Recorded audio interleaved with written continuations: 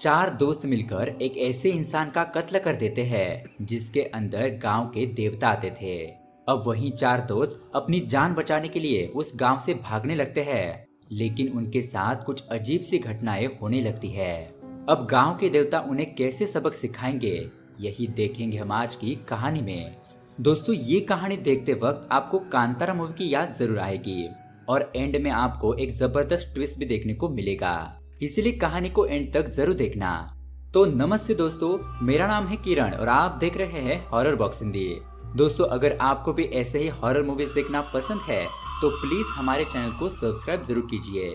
तो चलिए शुरू करते हैं आज की कहानी। कहानी की शुरुआत होती है चार दोस्तों से, जिनके नाम होते हैं आसिफ, मुस्तफा, थॉमस और अशोक। इन चारों ने मिलकर किरण कुमार नाम के एक लड़के का मर्डर किया था और ये कांड करके ये सभी लोग यहाँ से भाग रहे थे। दरअसल दोस्तों, यहाँ पर जेके नाम का एक लोकल पॉलिटिकल लीडर है। उसी ने ही इन लोगों को किसी पॉलिटिकल रीजन की वजह से उस किरण कुमार को मारने के लिए कहा था। अब दोस्तों, यहाँ पर जब ये लोग उस किरण कुमार को मार रहे थे तब उस हाथापाई में अशोक के पैर पर चोट लग गई थी और उसकी वजह से उसके पैर से बहुत ही ज्यादा खून बह रहा था।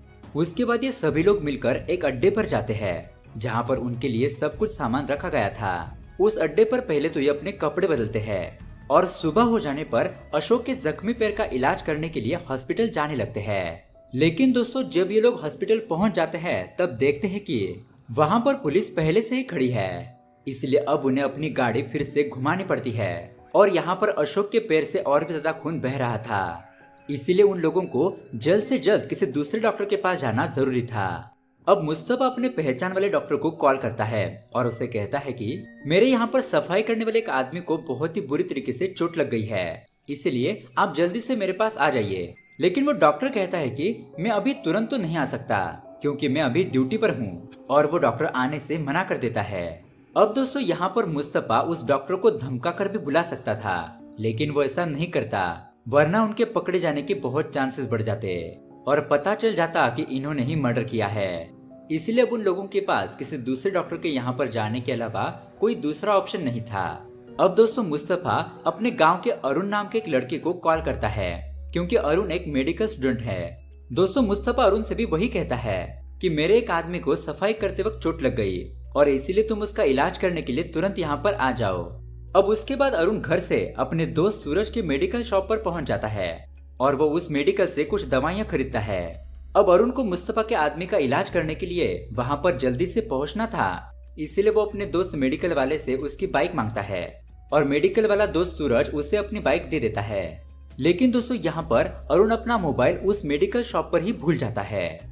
यहाँ दूसरी तरफ अशोक को उस लीडर जीके का कॉल आता है और वो उनसे पूछता है कि जो काम बताया था वो पूरा हुआ क्या नहीं। अशोक बताता है कि जो बम हम उसे मारने के लिए लाए थे वो उस समय फटा ही नहीं, इसलिए हम लोगों को उस किरण कुमार को अपने हथियार से ही मारना पड़ा। जीके उन्हें बताता है कि यहाँ पर पुलिस ने अपनी कार्रवाई शुरू कर दी है, तुम लोग जहाँ पर भी हो वहाँ से तुरंत ही भाग जाओ और किसी सेफ जगह पर छुप जाओ। इस बात पर अशोक कहता है कि मेरे पैर पर चोट लग गई है, हम इसे दवाई लगाकर यहाँ से तुरंत ही भाग जाएंगे। अब दोस्तों, उसके बाद हम देखते हैं कि अरुण उन लोगों की गाड़ी के पास पहुंच जाता है और मुस्तफा अरुण को अपनी गाड़ी में बिठा देता है। यहाँ पर अरुण बाकी के लोगों को देखकर पूछता है कि ये बाकी के लोग कौन हैं, लेकिन मुस्तफा उसे कुछ भी नहीं बताता और वो सब लोग एक सुनसान जगह पर पहुंच जाते हैं।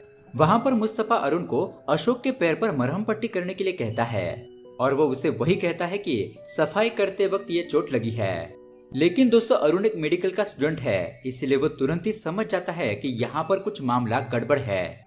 वो उस घाव को देखकर पहचान जाता है कि ये किसी चाकू से लगा हुआ घाव है, इसीलिए अब अरुण मरहम पट्टी करने से मना कर देता है और उनसे कहता है कि ये तो पुलिस का मामला है, मैं इसे हाथ नहीं लगा सकता। लेकिन यहाँ पर मुस्तफा उससे बहुत ही ज्यादा रिक्वेस्ट करता है और अशोक के पैर से बहुत ज्यादा खून बह रहा था और ये सब कुछ देखकर अरुण उसके पैर पर दवाई लगा देता है। यहाँ हम गांव की तरफ देखते हैं जहाँ पर हमें पता चलता है कि मरने वाला किरण कुमार थयम परफॉर्म करने वाला इंसान था, यानी कि गांव के सभी लोग उसकी बहुत ज्यादा इज्जत करते थे क्योंकि गांव के लोगों का ऐसा मानना था कि थयम करने वाले लोगों के अंदर देवता वास करते हैं और थयम के दौरान ग्राम देवता गांव के लोगों से बातें करते हैं। जैसा कि दोस्तों हमने कांतारा मूवी में देखा था। अब दोस्तों किरण कुमार के मर्डर की खबर पूरे गांव में फैल जाती है और इस बात को लेकर सभी लोग बहुत ज्यादा गुस्से में सड़क पर उतर आते हैं और वहां पर हंगामा करने लगते हैं। अब गांव के लोग इस मर्डर के कातिल को पकड़ने के लिए पुलिस पर प्रेशर बनाने लगते हैं और यहाँ पर पुलिस भी बहुत ही जोश के साथ उस कातिल को ढूंढने में लग जाती है। यहाँ दूसरी तरफ अशोक और उसके दोस्त जंगल के एक पुराने हवेली में जाते हैं जो कि उनका ही छुपने का अड्डा था। अब ये सभी लोग गाड़ी से अपने हथियार बाहर निकालते हैं जो कि खून से सने हुए थे और उस खून को देखकर अरुण को तो उल्टी आ जाती है। अब दोस्तों उस घर के पास एक कुआं था। ये चारों दोस्त अपने सभी हथियार उस कुएं के अंदर फेंक देते हैं और ये देखकर अरुण समझ जाता है कि ये चार लोग कुछ बहुत बड़ा कांड करके भाग रहे हैं। इसलिए अरुण मुस्तफा के पास आता है और उससे पूछता है कि यहाँ पर ये सब कुछ क्या चल रहा है, क्या कोई मुझे बताएगा। लेकिन मुस्तफा उसकी बातों को टालने लगता है। उसे कहता है कि पार्टी के लिए ये सब कुछ काम करना पड़ता है। उसके बाद ये सभी लोग उस घर के अंदर चले जाते हैं जहाँ पर उन सभी के लिए पहले से ही खाना रखा गया था। यहाँ पर अशोक अरुण को खाना खाने के लिए कहता है लेकिन अरुण उनके साथ खाना खाने के लिए मना कर देता है क्योंकि वो उन जैसे कातिल लोगों के साथ बैठकर खाना नहीं खाना चाहता था। यहाँ हम दूसरी तरफ देखते हैं जहाँ पुलिस वाले बहुत ही तेजी से इन्वेस्टिगेशन कर रहे थे और उन्हें एक सुराग मिल भी जाता है। वो पुलिस वाले अरुण के दोस्त यानी कि उस मेडिकल वाले सूरज के पास आते हैं क्योंकि जिस जगह पर मर्डर हुआ था वहाँ से सिर्फ 1 किलोमीटर के अंदर पुलिस वालों को सूरज की बाइक मिल गई थी। इसीलिए पुलिस सूरज को अरेस्ट कर लेती है और उसे बहुत ज्यादा टॉर्चर करती है और सब कुछ बताने के लिए कहती है।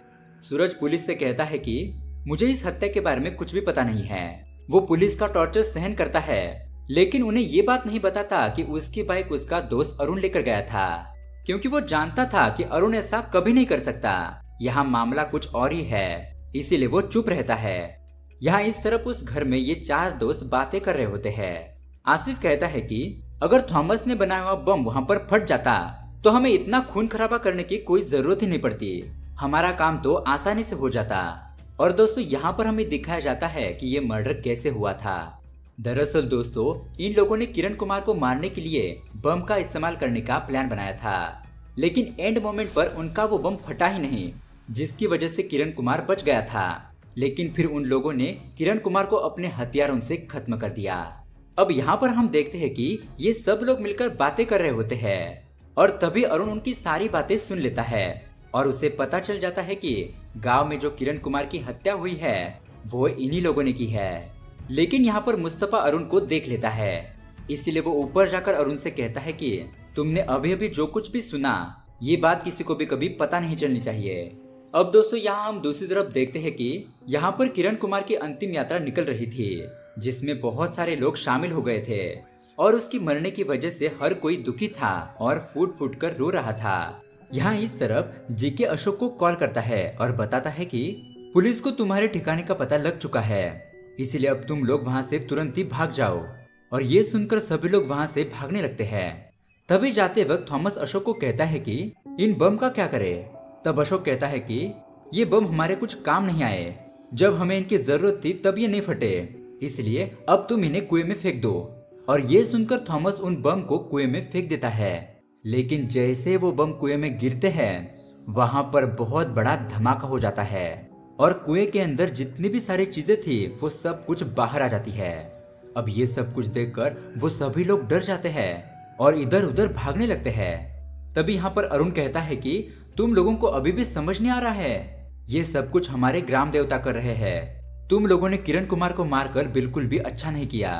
भगवान उसके जरिए हम लोगों से बात करते थे, इसीलिए वो बम जब तुम किरण कुमार को मारने के लिए गए थे तब नहीं फटे, लेकिन फिर भी तुम लोगों ने उसे मार दिया, इसीलिए अब तुम सभी लोग एक एक करके मारे जाओगे। इतना कहकर अरुण भी वहां से भागने लगता है। अब वो भागते भागते जंगल के बहुत अंदर आ जाता है जहाँ पर उसे एक सुनसान घर दिखाई देता है। उस घर में एक बूढ़ा आदमी रहता था। वो उससे पीने के लिए पानी मांगता है और पानी पीते पीते उसके घर के बाहर ही बैठ जाता है। इधर अशोक मुस्तफा से कहता है कि अब अरुण को सब कुछ पता चल चुका है और वो इस मर्डर के बारे में किसी को भी बता सकता है, इसलिए हमें जल्द से जल्द उसे ढूंढना होगा, नहीं तो बहुत बड़ी गड़बड़ हो जाएगी। उसके बाद ये सभी लोग मिलकर अरुण को जंगल में ढूंढना शुरू कर देते हैं और आखिरकार उन्हें अरुण मिल ही जाता है। फिर वो अरुण को अपनी गाड़ी में बिठाते हैं और वहां से जाने लगते हैं।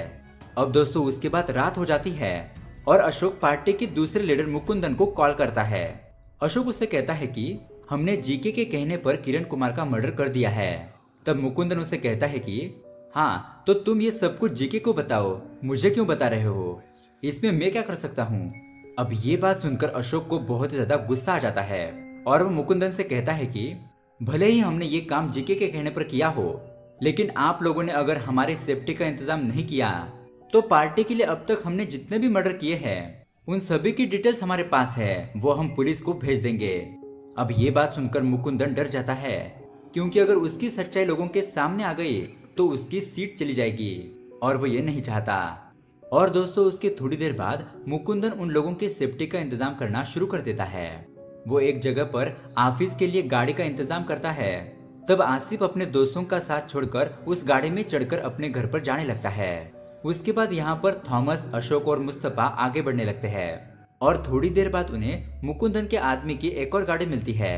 अब यहाँ पर मुकुंदन के कहने पर अशोक थॉमस को उस गाड़ी में भेज देता है और उसके बाद मुकुंदन अशोक को कॉल करके एक और सीक्रेट जगह के बारे में बताता है जहाँ पर ये लोग सेफली छुप सकते थे। मुकुंदन अशोक से कहता है कि मैं यहाँ पर कुछ ऐसे लोगों का इंतजाम करता हूँ जो लोग तुम्हारी जगह पर खुद को पुलिस के हवाले कर देंगे और उसके बाद ही तुम लोग उस जगह से बाहर निकलना। अब दोस्तों उसके बाद हम देखते हैं कि अशोक, मुस्तफा और अरुण ये तीनों मिलकर पहाड़ी वाले जंगल के बीच में एक घर था वहां पर पहुंच जाते हैं। और दोस्तों ये उनकी पार्टी की ही एक सीक्रेट जगह थी। उसके बाद यहाँ हम दूसरी तरफ मुकुंदन और पार्टी के कुछ और लोगों को देखते हैं। मुकुंदन उन लोगों से कहता है कि भले ही अशोक ने पार्टी के लिए बहुत लोगों को मार दिया है और उसने हमारा काम किया है, लेकिन इस बार मामला थोड़ा अलग है। अशोक बहुत ही ज्यादा उड़ने लगा है। हम उसकी जगह पर किसी दूसरे आदमी को तो जेल में भेज सकते हैं, लेकिन उसके बाद भी ये प्रॉब्लम सॉल्व नहीं होगी। इसलिए आप सभी लोग मुझे अशोक और उसके साथियों को मारने की परमिशन दे दो, जिससे कि ये किस्सा ही खत्म हो जाए। अब दोस्तों उसके बाद हम देखते हैं आसिफ को, जो कि गाड़ी चलाते हुए अपने घर पर जा रहा था। लेकिन तभी अचानक पीछे से एक बड़ा सा ट्रक आता है और आसिफ की गाड़ी को ठोक देता है, जिससे कि आसिफ की वहीं सड़क पर मौत हो जाती है। और दोस्तों मुकुंदन इसी तरह थॉमस को भी मरवा देता है। अब दोस्तों बचे थे सिर्फ अशोक और मुस्तफा, लेकिन उन दोनों के साथ पार्टी के लोग अब अरुण को भी मारने का प्लान बनाते हैं, जो कि बिल्कुल भी गलत बात थी। यहाँ दूसरी तरफ पुलिस भी इस केस की तहकीकात करने में लगी थी और उन लोगों को पता चल जाता है कि इस केस से मुस्तफा भी जुड़ा हुआ है। इसीलिए पुलिस मुस्तफा के घर पर पहुंच जाती है और वहां पर छानबीन करने लगती है। पुलिस उसकी बीवी से मुस्तफा के बारे में पूछती है। मुस्तफा की बीवी कहती है कि वो 2 दिन से घर पर नहीं लौटे हैं। मेरी उनसे फोन पर बातें होती है, लेकिन हर बार वो अलग अलग नंबर से कॉल करते हैं। अब ये बात जानने के बाद पुलिस तुरंत ही मुस्तफा के वाइफ का नंबर ले लेती है, ताकि अगर मुस्तफा उसे कॉल करे तो उसके फोन को ट्रैक करके मुस्तफा के बारे में पता लगाया जा सकता है। यहाँ दूसरी तरफ मुस्तफा अरुण के साथ जंगल में इधर उधर भटक रहा था। दरअसल वो रेंज की तलाश कर रहा था ताकि वो अपनी बीवी से फोन कर सके। तभी उसे नेटवर्क मिल जाता है और वो अपनी वाइफ को कॉल करता है। और दोस्तों यहाँ पर खुलते हैं इस कहानी के असली पत्ते। यहाँ पर हमें बहुत बड़ा ट्विस्ट देखने को मिलता है, जब यहाँ फोन पर मुस्तफा की वाइफ उसे बताती है कि गांव के सभी लोग बहुत ज्यादा दुखी है और गांव के लीडर जीके की बेटी ने आज सुबह ही आत्महत्या कर ली, क्योंकि वो थयम परफॉर्म करने वाले किरण कुमार से बहुत ज्यादा प्यार करती थी और इसीलिए जीके ने किरण कुमार को मरवा दिया। अब ये बात सुनकर तो मुस्तफा के होश उड़ जाते हैं और उसे सारा मामला समझ में आ जाता है। वो समझ जाता है कि जेके ने पार्टी के किसी कारण की वजह से नहीं, बल्कि अपने पर्सनल रीजन की वजह से किरण कुमार की हत्या करवाई। अब मुस्तफा को ऐसा लगता है कि अशोक को भी ये सब बातें पहले से ही पता थी और उसने जानबूझकर जीके के साथ मिलकर ये सब कुछ काम किया। लेकिन दोस्तों यहाँ पर सेम टाइम पर अशोक को कॉल आता है, जहाँ पर पार्टी का एक ईमानदार आदमी बात कर रहा था। वो आदमी अशोक को बताता है कि जीके ने तुम लोगों को बेवकूफ बनाया है और तुम्हारे दोस्त आसिफ और थॉमस को मरवा दिया गया है, इसलिए अब तुम लोग भी संभल कर ही रहना। अब यहाँ जंगल में मुस्तफा अरुण को वहां से भागने के लिए कहता है, कम से कम अरुण की तो जान बच जाए। लेकिन दोस्तों तभी अचानक उन दोनों के ऊपर जीके के आदमी गोलियों से फायर करने लगते हैं और यहाँ दूसरी तरफ अशोक के ऊपर भी हमला होने लगता है।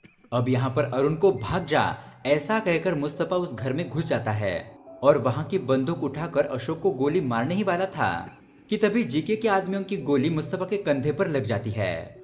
यहाँ पर अशोक भी उसे बताता है कि सिर्फ तुम्हें नहीं मुझे भी धोखा मिला है। इसीलिए अब मुस्तफा और अशोक दोनों मिलकर जीके के आदमियों से लड़ना शुरू कर देते हैं।